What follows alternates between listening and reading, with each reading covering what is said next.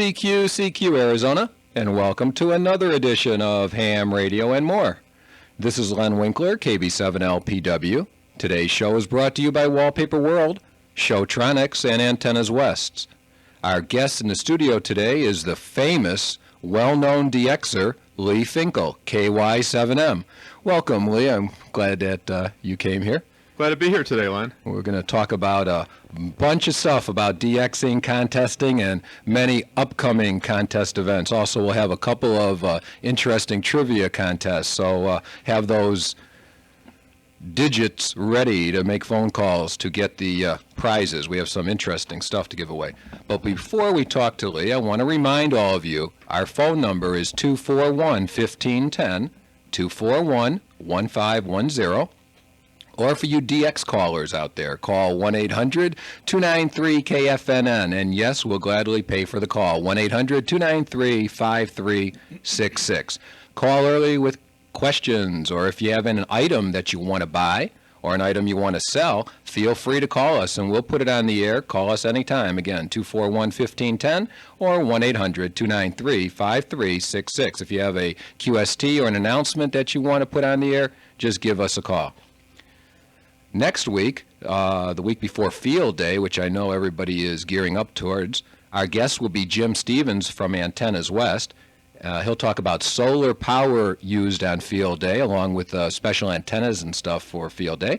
And Bill Andrews, who, as everyone knows, will be discussing Field Day. And Bill Andrews gets a little bit excited on it, so I expect a lot of emotion next week, and everybody out there is going to be interested in participating, hopefully, on June 22nd and June 23rd. On June 23rd, as you guys finish with Field Day and are putting away the antennas neatly and driving back home to your domiciles, our guest on that day will be Robert Sutton from Army Mars, and he'll talk about the Mars program and what role it played in the recent Desert Storm conflict. And on June 30th, our guest will be Dave Blaschke, W5UN from Manville, Texas. He'll be discussing moon bounce. Dave has an antenna that most of you know is over an acre in size. He uses 2 truck chassis to rotate the antenna, so it should be really interesting. I'm looking forward to that one. Remember, July 26th, 27th, and 28th will be the annual Fort Tuthill Hamfest with VE tests given on Saturday by the Scottsdale Amateur Radio Club.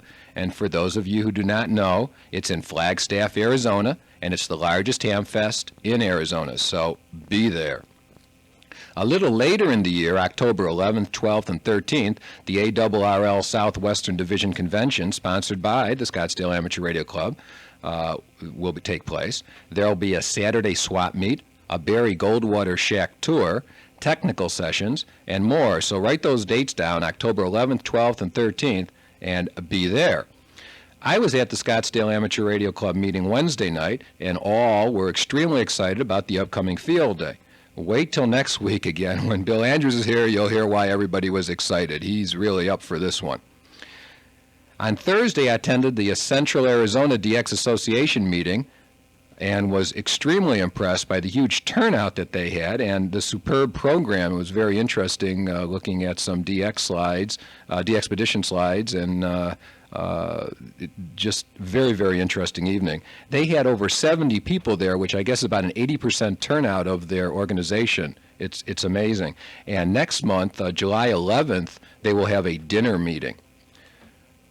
By the way, there is no July Scottsdale Amateur Radio Club meeting. They've canceled that. And also, the Scottsdale Amateur Radio Club has changed their weekly net to Tuesday nights at 8 p.m. on 147.18. So check in on Tuesday nights so as not to conflict with the swap net on Monday nights. Friday nights, there's a local 10-meter rag chew on 28.385 at 8 p.m. And if you have nothing better to do, get on and do some local chit-chat on 28.385, 8 p.m. on Friday nights. Chris Edmondson, KB7KUT, has a C64 Commodore computer with RS-232 and an SWL card for sale. He'd like to sell it. He said it's extremely reasonably priced. His phone number, 948 948-7698. 948-7698 would be a great way and a very inexpensive way to get into Packet. There are free Packet classes designed to help the beginner and the advanced Packeteer every Sunday at 12 noon at the Red Cross Building at 1510 East Flower Street. It's sponsored by the Arizona Amateur Radio Club, and it's hosted by Dan Meredith, N7MRP, who also has a few bulletin boards that you can access on Packet on 145.11 and some other locations. For more information, call Barney, KB7KOE, at 861-2817. And last, but not least, I attended my second T-hunt last night, and we were on the hiding, I was on the hiding team since the month before, and it happens the second Saturday of every month. And the month before, we won. And so me and John Moore, NJ7E, and a couple other people, were amongst the hiders, and we went searching laboriously for a good hiding place. I mean, everywhere you can think of. And we started, the starting was at 44th Street and Thomas, and it had to be within 15 miles of there. So we went searching all over, and we finally decided on a spot at the Scottsdale Community College on the Indian Reservation. And to make it easy for all the T-hunters out there, we kind of hid it under the metal grandstand seats, you know, because that way there was a little metal to reflect off, to give, of course, the T-hunters a better signal reading. Anyway, that wasn't diabolical enough. John decided to bury the transmitter underground, and not just 2 or 3 inches underground, but about a foot underground, so that people did look finally in the right spot, but not deep enough. So, and we also had a fake transmitter that we also taped to the bottom of the grandstand seats. And Mike Zussman, hope you're listening out there, Mr. Zussman, he came beaming, you know, about 3-4 minutes after he started looking. He says, I found it. But of course, he found the wrong one. So he was kind of mad about that, but that was pretty good. So everybody really had a good time. There were 6 teams that were looking using Doppler antennas, and one team, I believe, used some beams. It took them 55 minutes to get, which is really amazing that they are this organized, they are this astute, that they are and this capable, that in 55 minutes they were able to go from an automobile at 44th Street and Indian School and find a hidden transmitter buried in the ground at Scottsdale Community College. It's just absolutely, to me, it's amazing in 55 minutes. They were there in 20 minutes. It took them 35 minutes after they got there on foot to with portable direction finding equipment to find it. And the winners were Bill Jurgilski and his son Michael Jurgilski, and Bob Nevey and his wife Jackie Nevey. And AA7GU is Bill, and WB7SMU is Bob, and WB7SMT is Jackie, and Mike is working on it. And this was this was their first T-hunt for Bill and Michael, and next month they've promised us a difficult assignment in finding it. And again, everybody's welcome to participate, and it happens the second Saturday of the month. And next month it will be beginning at Scottsdale Road and Thomas. At Scottsdale Road and Thomas at the northeast corner at the Checker Auto Parts store. So if you're interested, take part. It was really a fun experience. I want to thank everybody again for sending me QSL cards and comments sent to me during the week.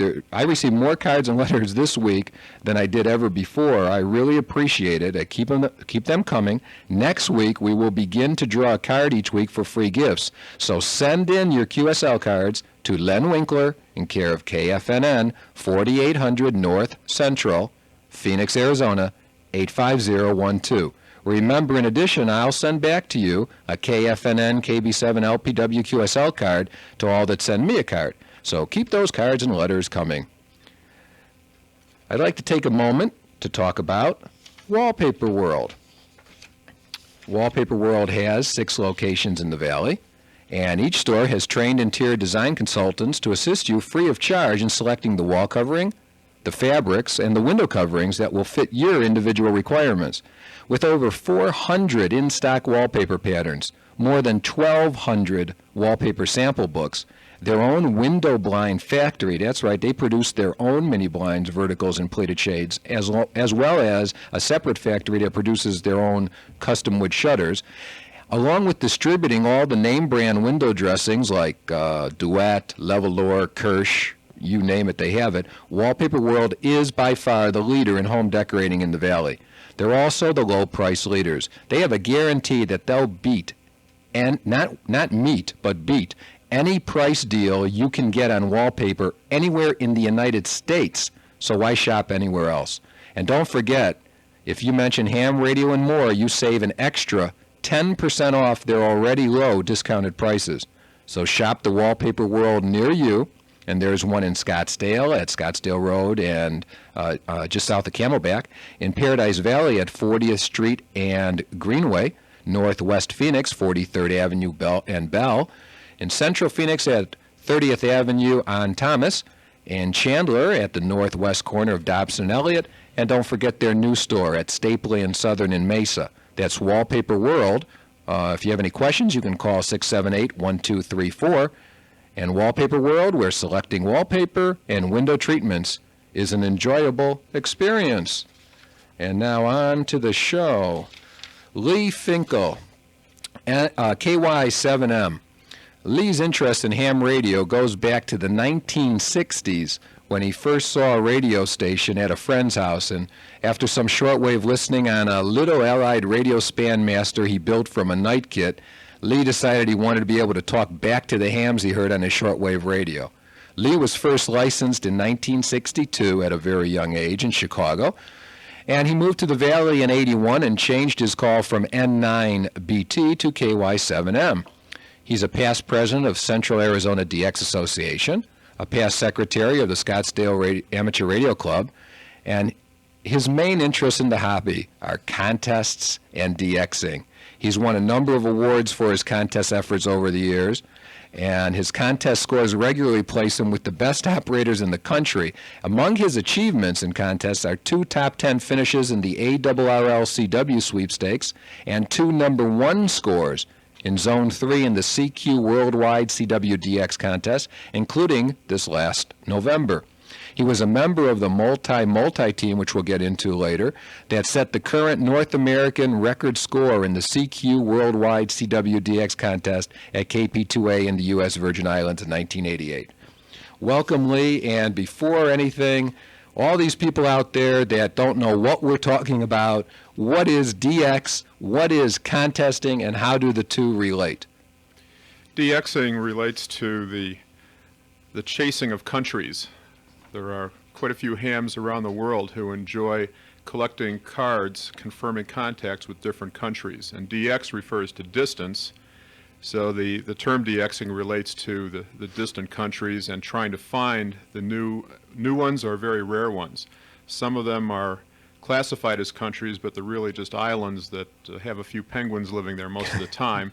And you have special expeditions of hams that are brave enough to go out and rent yachts or helicopters and go out to these remote spots to put them on the air, so the rest of us have the opportunity to talk to them. All at their own expense? At their own expense, but usually with contributions from a variety of different organizations and individuals. The contesting ties into that because the opportunity to work different countries gets multiplied many times over on a single weekend when contests sponsored by magazines or different organizations have a way of competing against each other to see how many stations you can talk to within a certain time period, and then how many different places you talk to within that time period, and multiply the two together to get your score. So they have all kinds of different scoring techniques, I know, which we won't get into right at this moment because we have a caller on the line, and we'll take that caller, and then we'll get to the next question. And I only have about 35 questions about DXing, so we'll get to that in a second. Okay, John, you're on the air. Welcome to Ham Radio and More. Yes, I've got a question. I want to become a ham, and I could pass the written test, but I have trouble with the code because I've got the problem in my hands. I've got the disability in my hands. Is there any way to obtain a license without the code?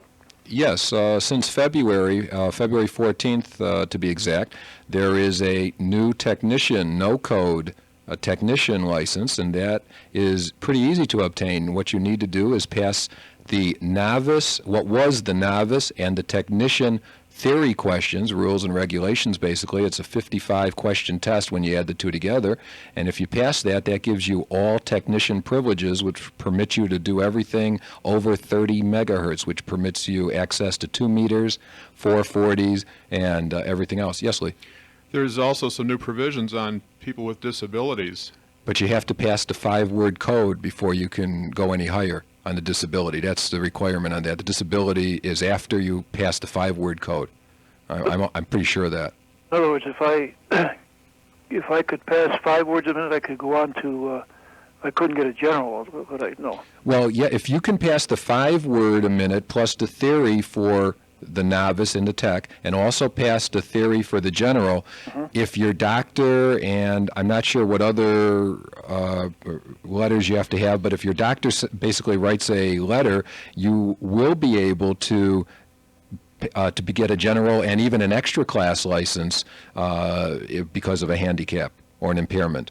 Oh, I see. So if I could pass the 5, then I could go on to the rest of it. That's correct. That's as I understand it. But you must get the 5 words. Now, if I'm wrong, someone please call me, but I'm almost positive I'm correct. Well, thank you very much. But you can certainly get the technician no-code license without any question. I can pass the general without any problems. But Okay. just like I say, I can't get up to that 13 words. I can't even get to 5 because of my hands. Okay, well, get the no-code technician, at least get on the air and use 2 meters or 440 or 1.2 gig or something. Okay, thank you, sir. Thanks for calling, John. You bet. Bye-bye. Bye-bye. Okay, Lee, let's go over the different types of contests that there are. And I'm sure there are hundreds and hundreds and hundreds during, how many are there during a year? That's a good question. Hundreds, at least. And how many do you participate in? I try to limit it because it usually takes up a whole weekend, so probably 3 or 4 weekends out of the year I'll put in a major effort, and some other weekends I'll play around a little bit and make a few contacts or a few hundred contacts, but limit the time I spend. To be competitive, though, and to go after the certificates and other awards that you can win in these contests, you need to plan on a full weekend's effort, and many of the contests are anywhere from 24 to 48 hours of operating time to place at the top of the pack. Okay, well, let's talk about the different kinds of contests that are there, that are available. They break down into some of the major ones where you have separate weekends for CW, the Morse Code half, and then another weekend for phone, for voice. Other contests are specialized for teletype, different modes, and some are combinations of voice and code in the same contest.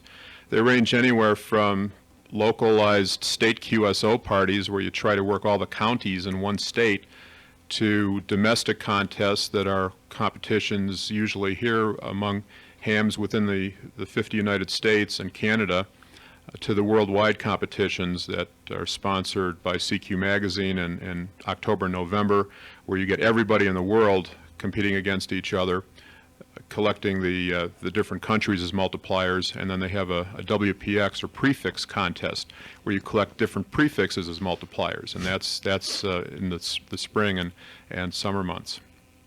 Okay.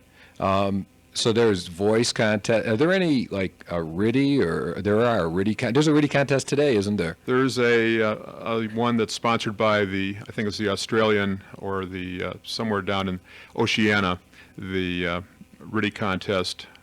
I didn't hear too much participation. I listened last night a little bit. But those are just beginning to gain momentum now. There's one sponsored by CQ Magazine in the fall, I think, in September, that I participated in last year, and that had a good turnout. Okay.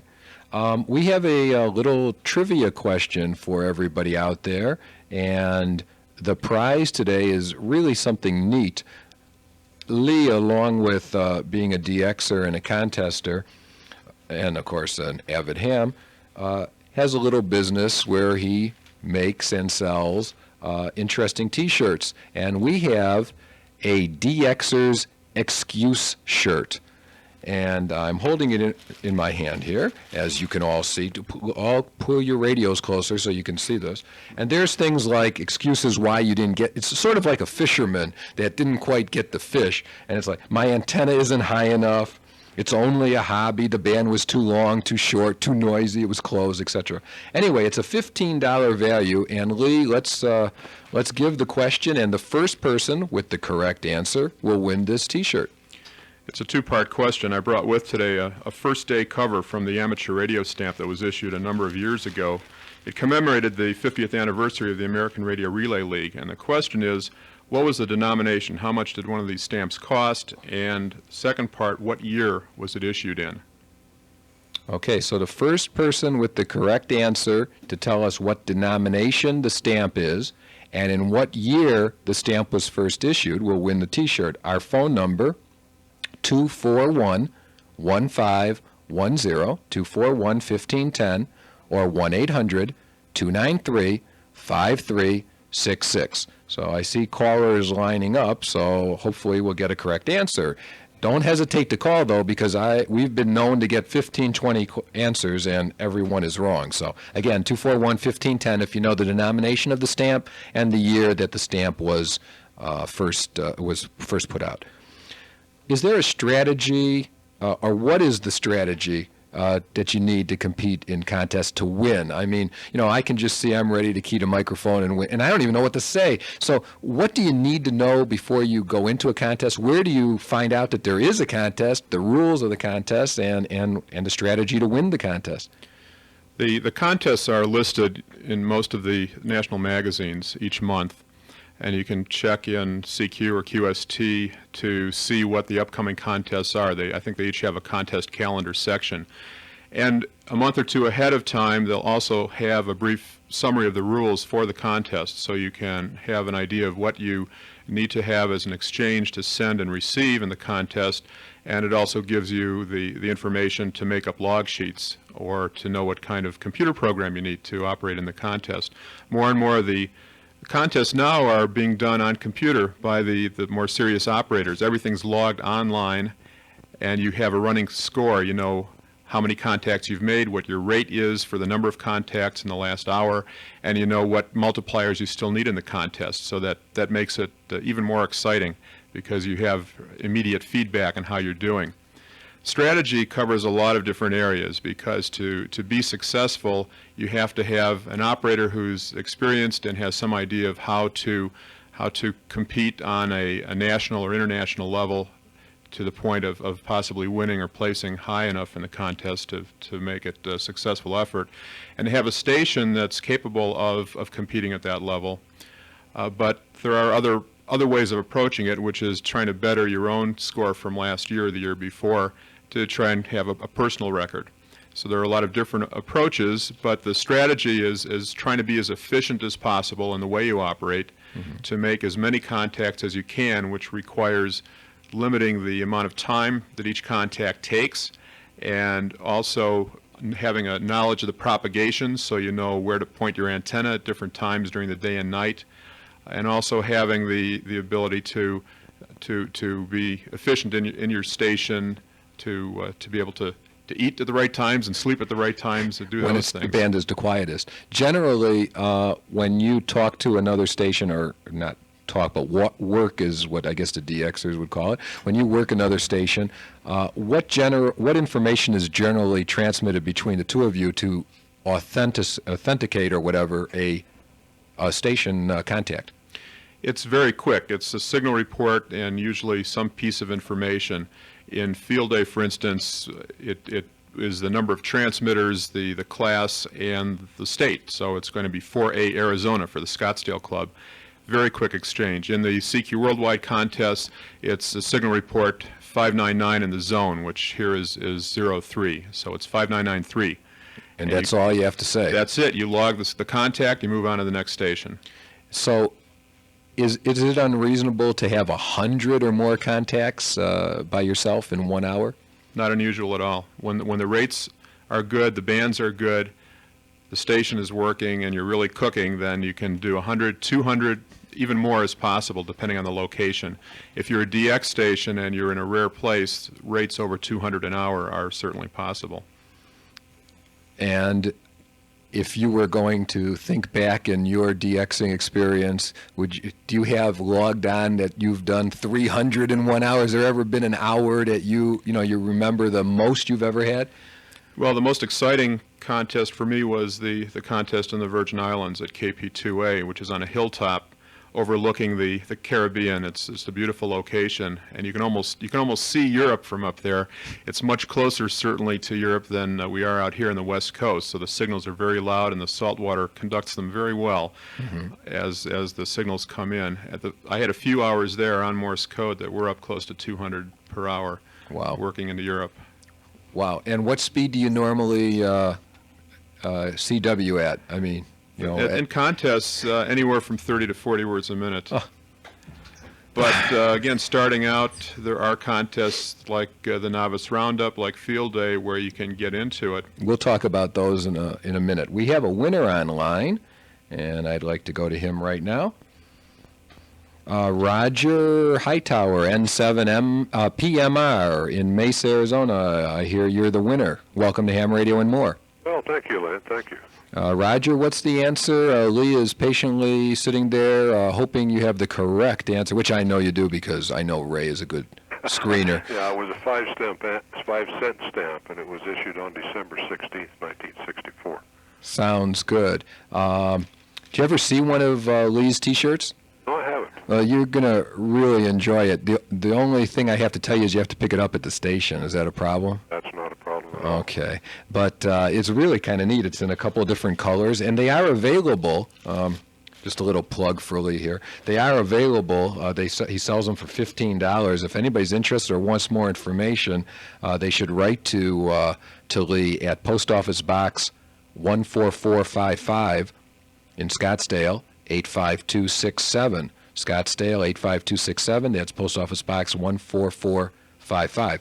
And I thank you for participating. Do you have one of these stamps? No.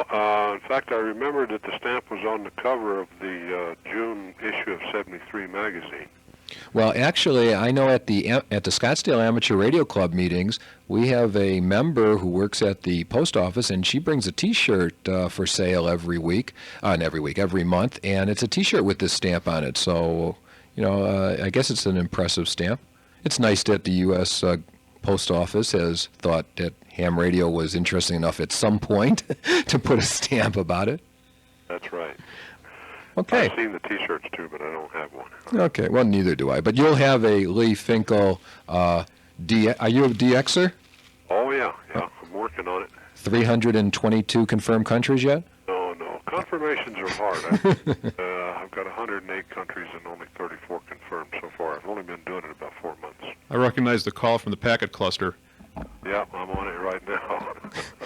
Well, that'll be an extra large, by the way, please. Oh, well, wait a minute. This is an extra large. It actually is an extra large. No problem. Lee was thinking in advance. Obviously, if some little YL, and I don't mean that derogatory, won this, she could use it to sleep with, use it when she sleeps, et cetera, et cetera. So, Roger. On the equator. Excuse me? It has to fit around the equator. Okay, I think yes. Okay, I appreciate your calling, Roger. Thank you very much. Okay, Len. Thanks for listening. Go. Bye-bye. All right, we got a winner there and one T-shirt down. We have another prize to give away a little later, so stay tuned. Let's talk for a moment with Ken Nichols from Linda Brock. Ken has come to the studio today, and he's sitting here, and he's dressed totally out of character for what I usually see him, and he looks like, I don't know, an amateur radio operator today. When normally he looks like this tremendously salt gray and white-haired, distinguished-looking individual selling, I don't know what, automobiles, that's right, and a very interesting character. So here's Ken, and I want you to tell us a little about you and Linda Brock. Okay, Len, thank you very much. Appreciate you inviting me down here to the to the station today. Anyway, good afternoon to all my amateur operators out there and wannabe ham operators. And this is Ken Nichols live, and let me just say that I am a ham operator. My call is WA7 Hotel X-Ray Zulu, and I've been a ham operator since 1969. Ham radio has definitely been a change in my life, and from the time when I was running phone calls at Senator Goldwater's home in the 70s, I set my goals on a house on a hill like Senator Goldwater's, and 2 houses later and 10 years later I moved into that house that I built. But anyway, above and beyond that, I am also a car salesman. I don't like that description, but that's exactly what I do. But my official title is Fleet and Leasing Manager. And in that position, I sell cars to large leasing companies and also to large companies. But what we offered above and beyond that, though, is a fleet sales savings plan to the employees of the larger companies. And this savings plan offers the benefits of dealing with only one person, and you buy at fleet prices, and the choice is any vehicle that we sell at the dealership in addition to all other makes and models. Now, this plan is not available to the public. It's only available on invitation only. And some of the things that the customers are saying after dealing with me I was just going to ask you. Okay, go ahead. Yeah. Some of the things that the customers are saying is I just received a letter from a lady that wanted a Honda Accord, and she had been looking for 4 months, and she made one phone call and was driving the car in 24 hours. Besides that, she saved money. And she signed the letter, One Happy Camper. Another lady said that the whole experience was easy and pleasant. And many, many more letters came from all my customers. I've seen many of them, and I have some on my possession, so I can attest to seeing many affidavits or letters praising the quality, service, and price that they receive from going through you rather than going to the local neighborhood store and trying to work out a deal. There's less negotiation necessary because you've got already the low price, and Absolutely. it's so much easier to deal with. Absolutely. And when I went into this profession, I remembered my experiences with trying to buy a car, and I remembered how frustrated I was. And so when I decided to do this profession, one of my goals was to be able to help people save money and be honest with people. That's the main thing. But above, one thing that you want to remember is that when you do come to Lindenbrock, you can also save 15% off on parts and labor at our service department. And if you will give us a call at the dealership, or if you'll stop by, we'll give you a new Lindenbrock Arizona hat available in white with black lettering or yellow-green with black lettering. But remember the phone number to save money. It's 228-2336, and you'll be glad that you called.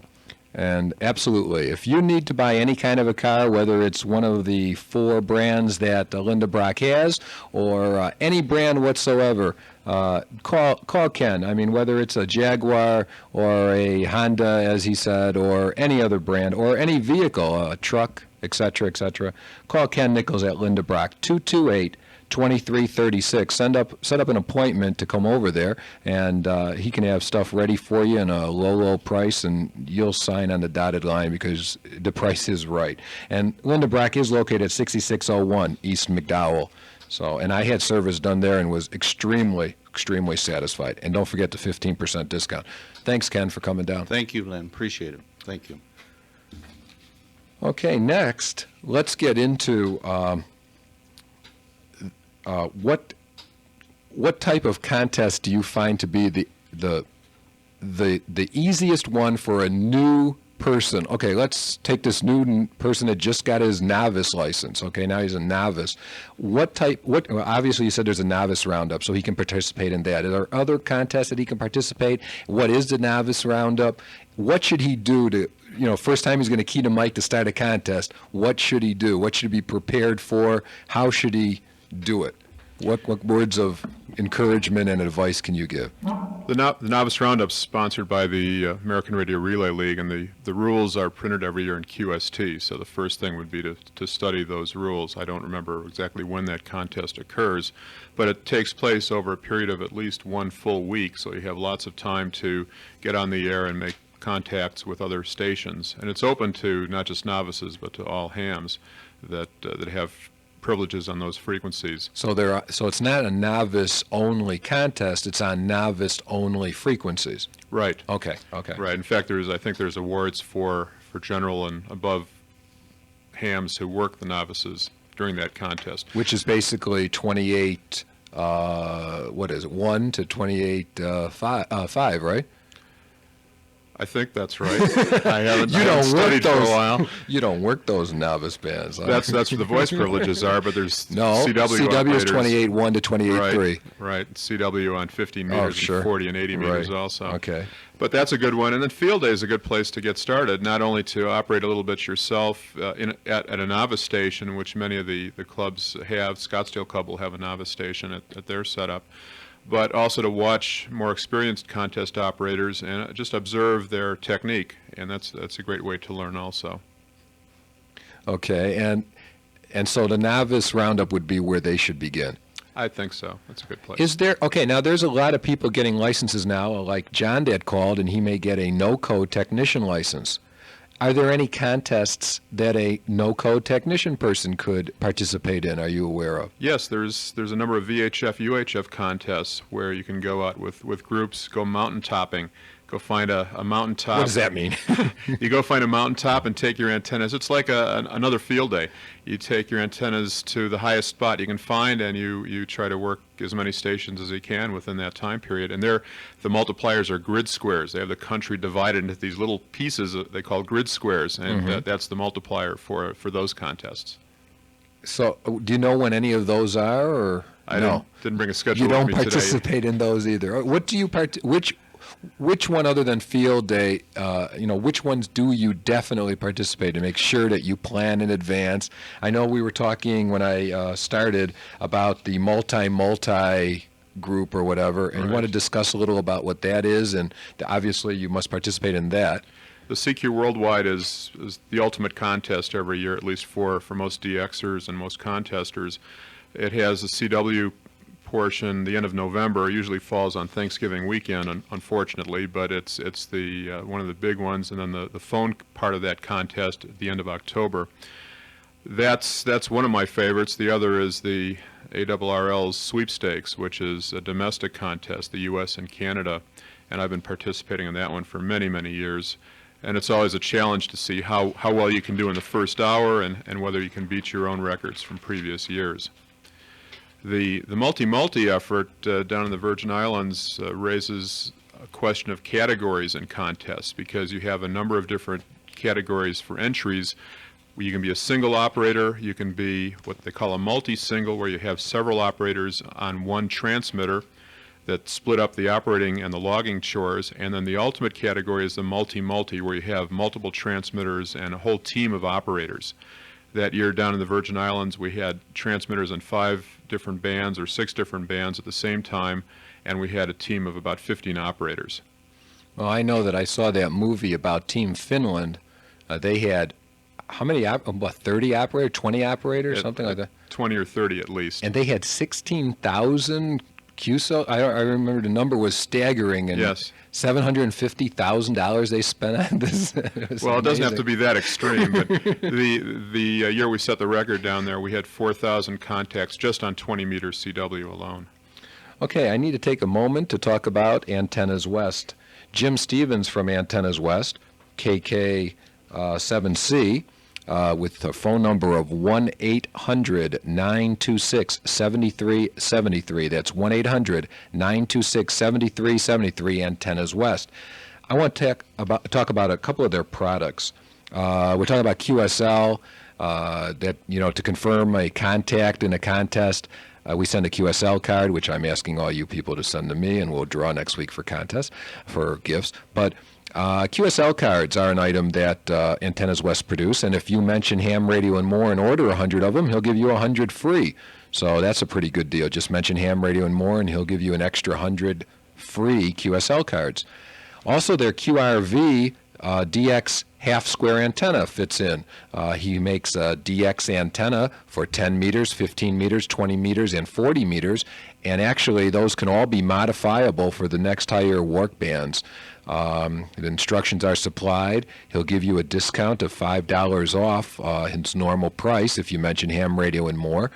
And Jim Stevens claims that these DX half-square antennas are absolutely the best antennas that he's ever worked with, especially if you want to put them in a small area like in an apartment. He's put them up in high-rise apartments, in parking lots in the middle of the night, around acres of fluorescent lights. I mean, and they work well. So DX half square is one of his major items. And again, I know I've talked about the tiger's tail on many, many occasions, but I want to bring it up again. Yesterday, John Moore, and many of you know John, NJ70, and I tested on my HT and I tested my HT on his spectrum analyzer and a couple other pieces of equipment that he has to see if the tiger's tail works, not just that I think it works, but that it really does work. And sure enough, and John will attest to this, and I attest to it, the tiger's tail increased the output by at least 2, and as much as almost 4 dB. Now that's a lot of increase. There's no question about it, and it's only $5 delivered if you mention ham radio and more. That's the tiger's tail. Yes, a lot of you have seen it. It's a simple little item that you can build, etc., etc. But he has it packaged, and for $5 you can't beat it. So support a sponsor of mine, Antennas West. Order a tiger's tail. Order some QSL cards.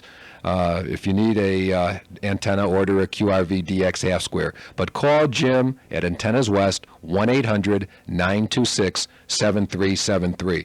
I guarantee you that tiger's tail will work. It does work. We proved it yesterday, and you won't be dissatisfied.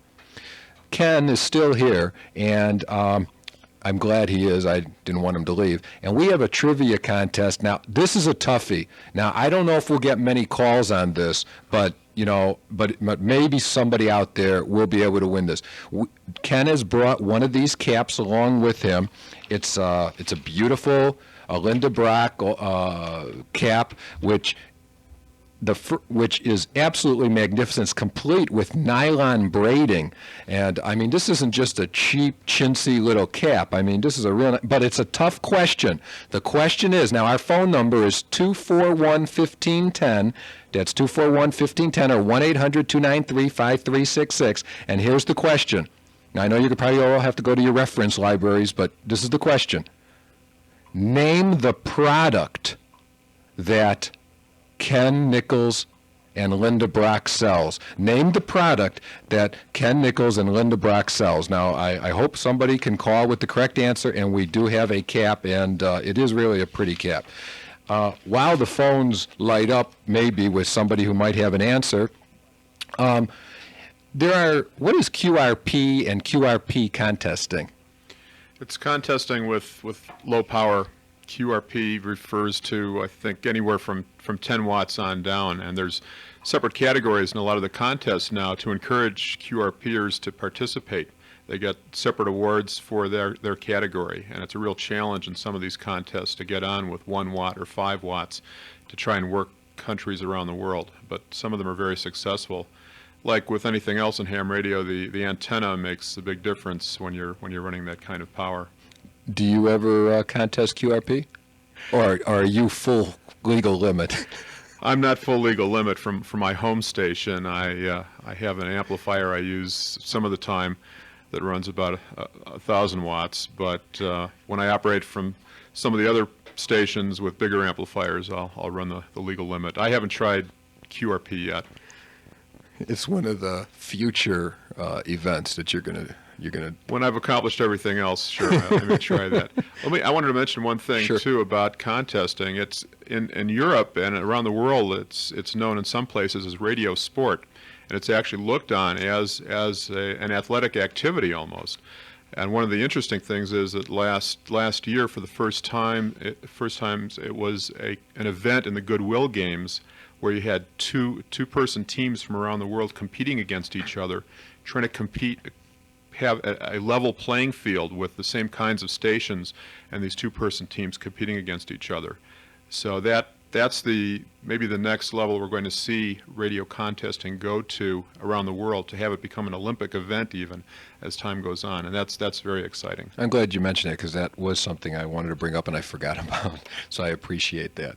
Let's get one more advertiser taken care of here, and we have Showtronics.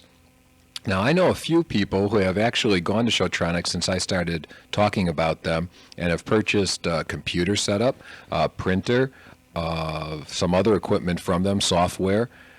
Showtronics is the only place to go to buy a computer. I mean, yeah, you know, there are other places that sell computers out there, but Showtronics is not your average computer store. There are 15 working systems up and running in the store for you to test and see. Not the usual 2 or 3 that most of the other stores have. Second of all, there are trained salespeople to assist you and answer all of your questions. And third, their prices are second to none when you compare. Showtronics is open 7 days a week to assist you. They have 45 employees. 4 of them are actually electronic engineers. They have certified technicians. 7 days a week they have telephone support, and their service center is open. Every Saturday, Alan Shope, the owner, gives you a free class, if you want, on the introduction to computers, how to use DOS and other things about computers. Tuesday night they have a second class that is free. It's absolutely informative and interesting. I talked to one gentleman who went to both of his classes last week and thoroughly enjoyed it, and actually said that he learned more from Alan Shope about computers than he knew beforehand.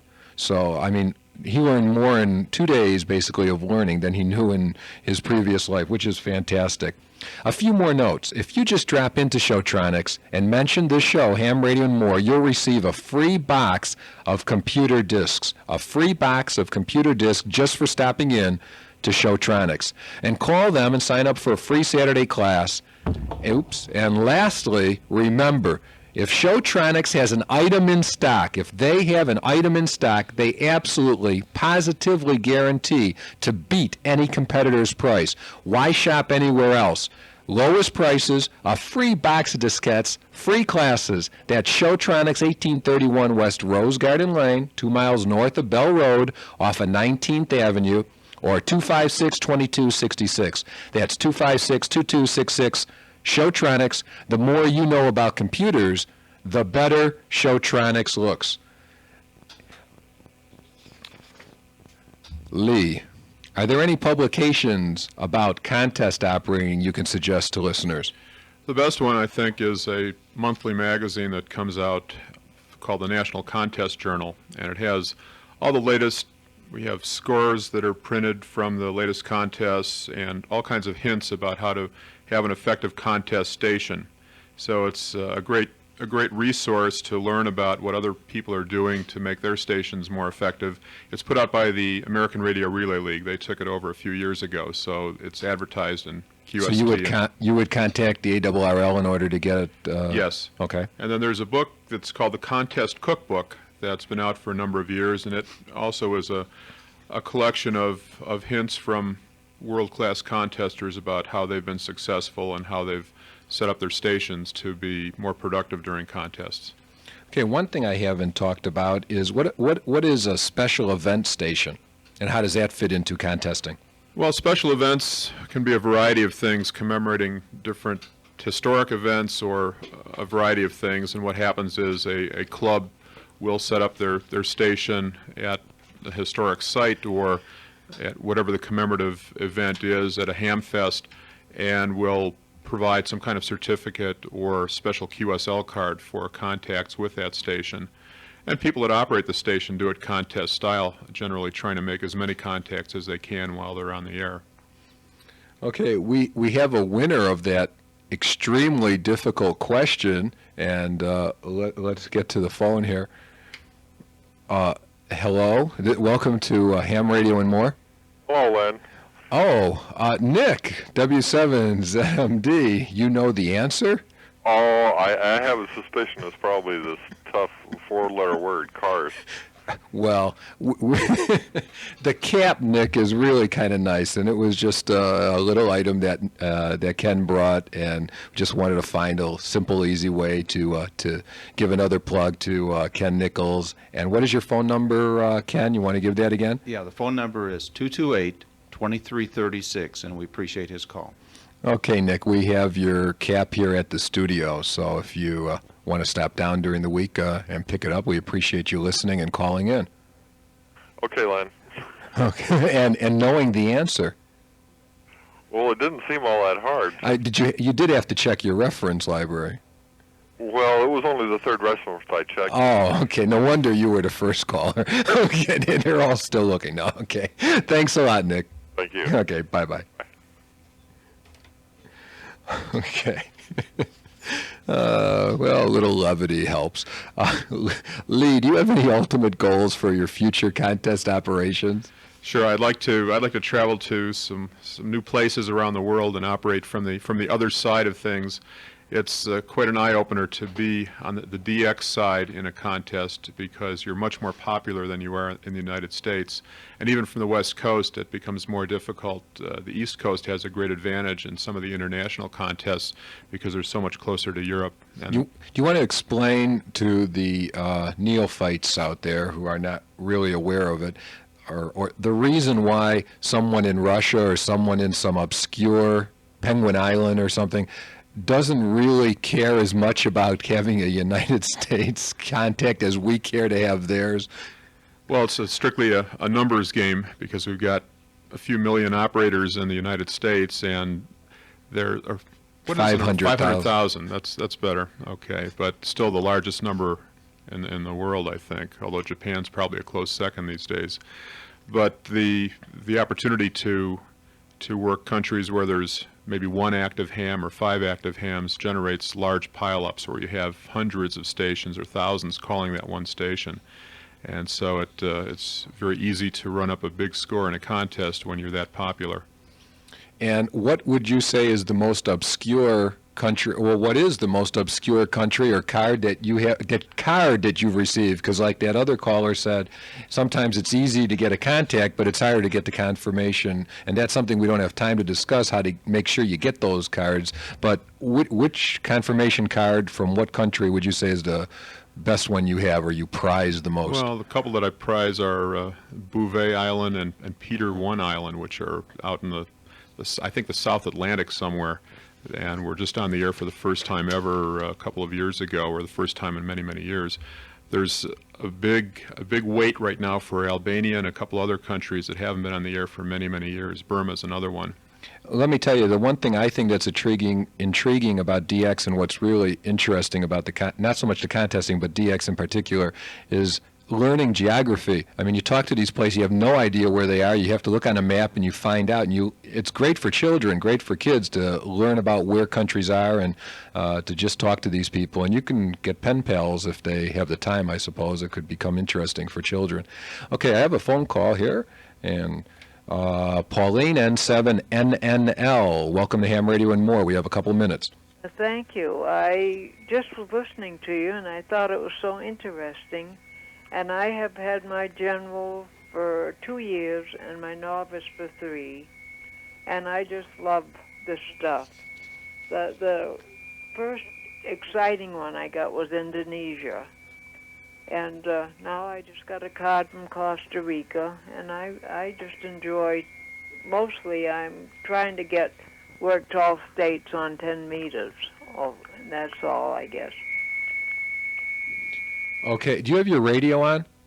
Yeah. Okay, that's what the problem is. We're getting feedback from your radio. So, but you're getting close to worked all states? I've got worked all states. Now I'm trying Okay. to get worked all states on 10 meters. Oh, okay. Well, That shouldn't be that difficult. Probably the hardest ones you're going to find to get is New Mexico and Utah and Nevada and all the close-in states. Yeah, that's right. I've got New Mexico, and I've just got Oklahoma, but I have to get Idaho and Utah, and those are the ones, yeah. Okay, Pauline. Well, thank you very much for calling. Please listen again, and we're about to go off the air. So thank you again for calling. How often are you on? We're on every Sunday at 2 p.m. right here. 2 p.m. Okay, thank you. Thanks for listening. Thanks for calling. Bye. Bye-bye. I want to thank Lee for being here. Thank you. My pleasure. Thank you, Ken.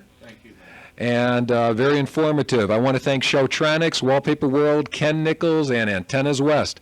Please keep those QSL cards coming. A free gift will be given out each week starting next week from the QSL cards I receive. Again, our address is Len Winkler in care of KFNN, 4800 North Central, Phoenix 85012. And next week we'll have Bill Andrews in studio and Jim Stephen discussing upcoming field day. Thanks again. Until next week, 73s. Thanks for listening. This is Len Winkler, KB7LPW. And we're clear.